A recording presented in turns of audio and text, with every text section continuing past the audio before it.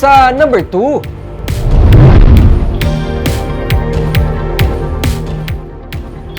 kinse ka mga commercial establishment nga ginatukod sa Bacolod na lakip diri mga condominiums, pension houses kag iban pa ang gin-issuean sang notice of violation kag stoppage order sang OBO.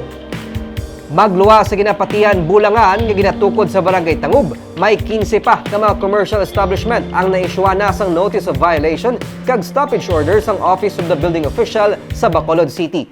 Suno kay OBO Head Engineer Isidro Sun, pila diri mga condominium building, pension houses kag commercial establishment nga mahimo mangin white elephant tungod sa nakitaan nga mga violation sa building code.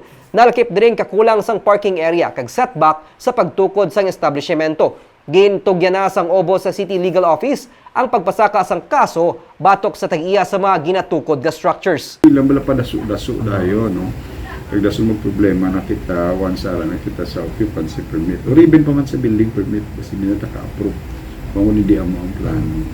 Most of this engineer way back 2 years ago pa or ng mga building. Pagpungko mo lang ako niya pang matamat ko naman. No? At ang mga first 6 months naton, hindi tanto mga may mga ginasitol pa kita nga problema sa opisina. And then subong nagamatamat naman kami tulutaw-hay. Kaya I do not know kung nahibaluan man siguro sa iban. Nakagamugit sa itong first 6 months. No?